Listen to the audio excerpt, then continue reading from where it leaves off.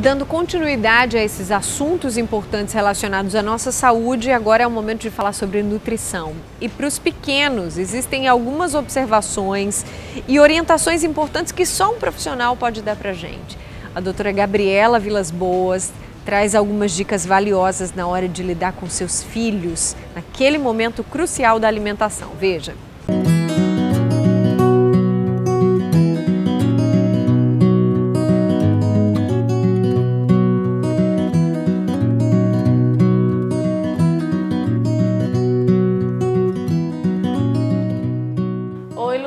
Hoje eu estou aqui para falar de alimentação infantil e vou dar algumas dicas dos principais problemas enfrentados pelos pais quando o assunto é alimentação. Muitas vezes as mães, por ter uma vida corrida e não ter tempo nem ninguém para auxiliar nesse trabalho, acabam muitas vezes utilizando papinhas industrializadas ou então mesmo confeccionando em casa, mas aí por uma questão de facilidade cozinham todos os alimentos juntos, muitas vezes batem no liquidificador, usam a peneira para deixar o alimento com uma textura mais aguada, com medo da criança se engasgar, que esse também é um problema, E o que é que isso acarreta? A criança acaba não conhecendo os sabores individuais dos alimentos, porque foi oferecido para ela tudo junto. Então ela não sabe o gosto do arroz, ela não sabe o gosto do feijão, não sabe o gosto da carne, ela só sabe o gosto daquele conjunto de alimentos todos juntos. E quando ela vai começando a comer dessa maneira, aliada também à questão da textura, porque quando a gente bate no liquidificador, a textura fica muito uniforme, a criança não aprende a lidar com os pedaços, os caroços, não estimula a questão da mastigação da criança, Então, muitas vezes as crianças, quando comem muito pastoso, elas acabam ficando com preguiça de mastigar. Aí tudo isso, quando vai chegar lá para um ano e meio, a criança reduz o apetite. Mas quando a criança, na primeira infância, nessa alimentação complementar, tem uma variedade de alimentos que foram expostos para ela de maneira separada, que permitiu com que ela aprendesse o gosto individual de cada alimento,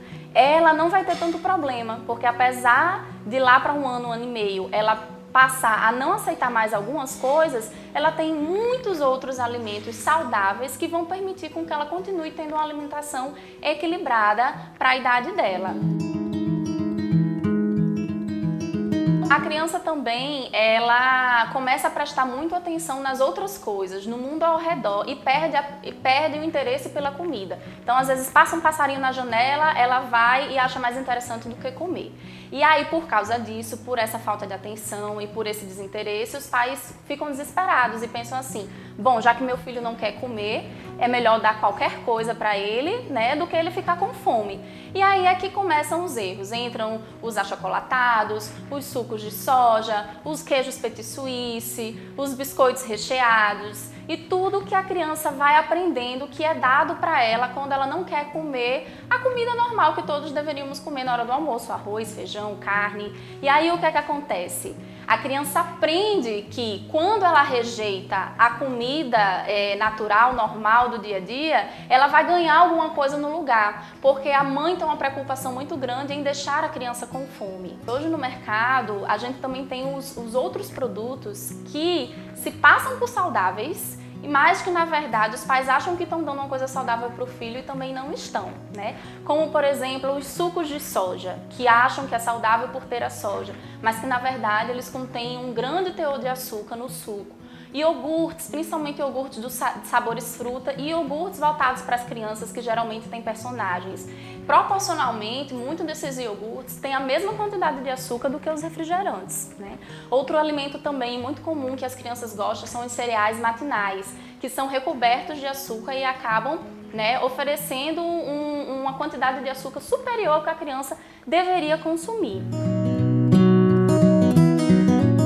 Então a solução solução para isso, para evitar esses problemas, né, é justamente começar a criar uma rotina com a criança, né, de horários, isso é muito importante. E também assim, viu que a criança não está querendo comer, às vezes a criança está com sono, às vezes a criança está prestando atenção em outras coisas, deixa o prato dela, guarda, ela não precisa comer naquele horário rígido da família, deixa ela dormir, deixa ela brincar com o que está chamando a atenção dela e depois oferece novamente a comida, né? Mesmo que essa comida já entre um pouquinho ali no horário do lanche, é importante que a gente faça isso para a criança aprender que só se pode passar para a próxima refeição depois que ela fizer a refeição anterior. Então as dicas de hoje eram essas, espero que vocês tenham gostado e até a próxima!